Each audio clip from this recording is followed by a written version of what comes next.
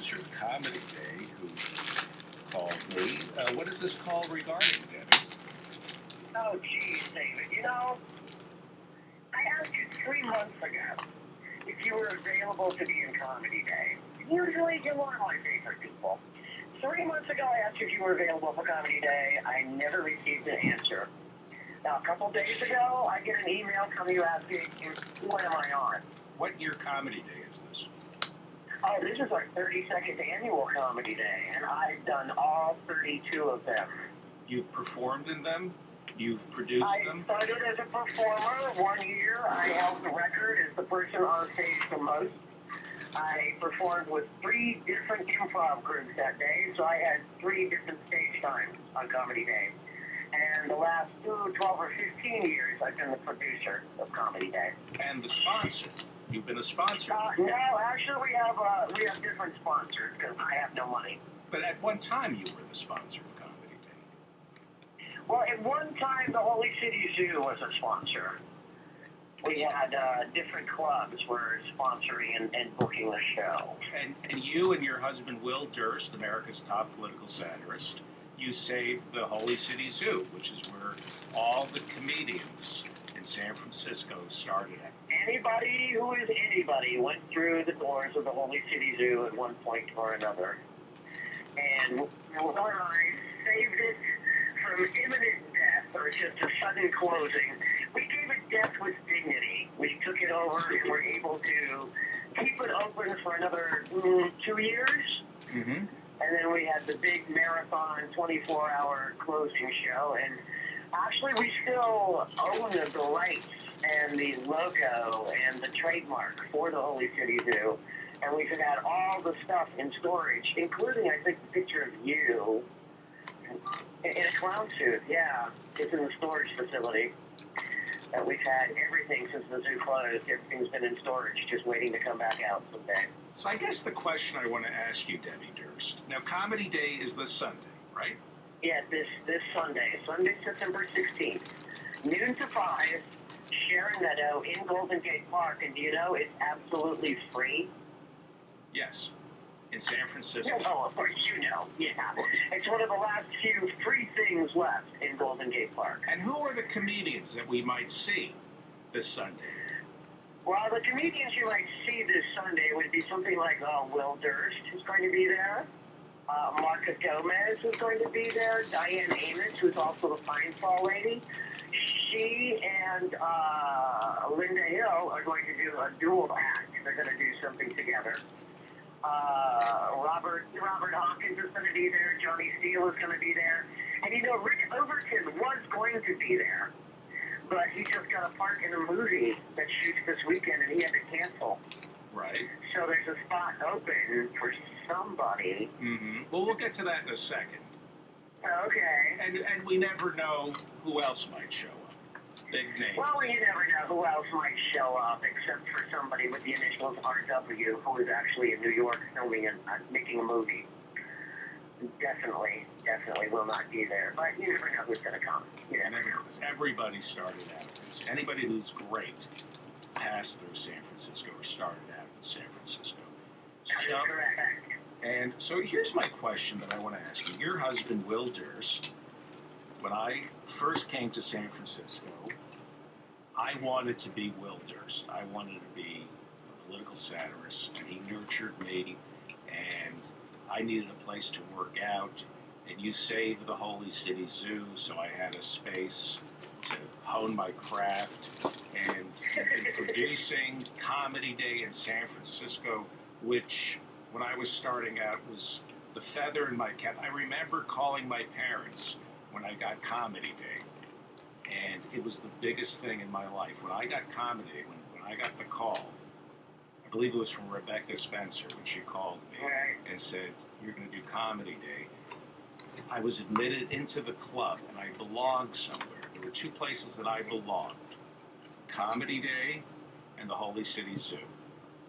So my question to you, Debbie Durst, after all that I've taken from San Francisco, how can you treat me this way? Well, you see, David, I've known you for such a long time, and you're a very good man, even though you were a man who, you helped Will and I move when we finally found a house to buy. You helped us move, and you showed up and you carried around one of the couch cushions all day long while everybody else carried furniture and things. Yes. You were just reclaimed at the time because you wanted to be able to buy a home, and now Mr. Emmy Award winner. I asked you to be in Comedy Day 2 or 3 years in a row, and I actually had your name in the lineup last year, and at the very last moment, you contacted me saying you were ill or something like that. Really well, was you've been ill for a long time. My wife and daughter. Your wife and daughter came short because you made them feel so guilty that they had to make some sort of a present, and God love your wife because, she's put up with you for all of these years, and now that your children are old enough to realize, they can go off and have lives of their own. So when I ask somebody to be in Comedy Day, which is a huge thing, it's like being asked to perform at the company picnic, and you don't receive an answer for 2 or 3 months, you kind of figure, okay then, here's the guy that was too sick to perform last year, maybe he still has that cold. So, time waits for no man. I had to go and fill the show and actually do the lineup. And But I'd assume, because I'm David Feldman, that, of course. that I just have to show up, and I'm welcomed with open arms, because I have a podcast. Well, hang on for a second. I have a podcast, Debbie Durst, that's heard by tens, if not 11s of people. Well, everyone has a podcast these days, and if everyone who had a podcast showed up and wanted to be on stage, the show would be a week and a half long, and we only have 5 hours, you see, now. So, of course we welcome you with open arms. Everyone is welcome backstage, and all the comedians come. It's a chance to hang out with your peers in broad daylight, so you actually know what they look like. And, it's a lot of big baseball company caps. picnic. A lot of baseball caps, yeah. A lot of people huddling in the tent, in the food tent, because they just their skin can't see daylight.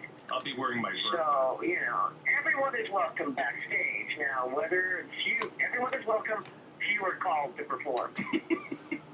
I am begging you for a spot. I am on my hands and knees. Really? Not because I'm begging, because when I lifted that pillow to help you move, I threw my back out. You threw your back out. You complained for weeks after that. And then, we had to go all the way to South City to pick up, and we were missing a couch cushion because you wanted to have a memento of the day. I was checking your couch pillows for change. Yeah. Oh, we had the cats do that before we moved everything. You know what I remember about that house? The view of the Golden Gate Bridge. It was like something out of an Alfred Hitchcock movie. Maybe that's because I was stabbing you in the back at the time. No, just the spectacular view. So I'm begging you for a spot on Comedy Day. I'm on my hands and knees. Can you find it in your heart to forgive me? Well, you're just lucky that Rick Overton has a career. Because if it was not for him calling me this morning saying that he's actually making a movie this weekend, and he will not be able to come and perform, you know what? You can have his spot. Otherwise, I'd have to call Bobby Salem. And, well, now that I have a spot, Debbie, I can't make it. Oh, jeez. I'm leaving today. I'm driving up to San Francisco. I'm picking, I don't want to give the name out of my kid, but I'm going to bring him. So I can't wait to see everybody. Is Michael Pritchard going to be a lot of fun. Is Pritchard? Yes, Pritchard will be there. Of course Pritchard will be there. Good. Just in case somebody needs saving. There's some souls that need saving after drinking all the free beer backstage. Maybe he can heal my back from that pillow that I lifted 20 years ago. Yeah. How are your Giants doing? I don't follow sports because it's a sports thing, yeah. My Giants are doing very well. It looks like we'll at least make it to the postseason. And I'm very happy about that. And I got a part in a play, actually. So I'll be rehearsing for most of September and October, thereby guaranteeing that the Giants will return to postseason and perhaps the World Series because I'll be very busy and probably can't make any of the games. You can't take it with you. That is correct. You can if you try, but yes, it's the Palo Alto Players production of You Can't Take It With You, which opens November 2nd. And I am playing Penny Sycamore, who is the mother of the crazy household. Who wrote You Can't Take It With You? It's Kaufman and Hart. And who starred in it in the movies? Well, it was kind of, the movie is a lot different than the play. The movie, they kind of skewed it for Jimmy Stewart, who played the young son of the rich guy, and he's in love with the girl from a crazy family, and they kind of made it a vehicle for him. So the script is a tad different in the movie than it is for the live play. And Lionel Barrymore plays the patriarch of the crazy family. He plays Martin Vanderhoff. Very good. He went to work 35 years ago and discovered he didn't want to have, 6 days of the week where he had to do something for somebody else and have 1 day a week that he could have for himself. He just wanted all the time. And, since he had quit his job 35 years ago, he hasn't been sick, he hasn't had any stress, blah, blah, blah.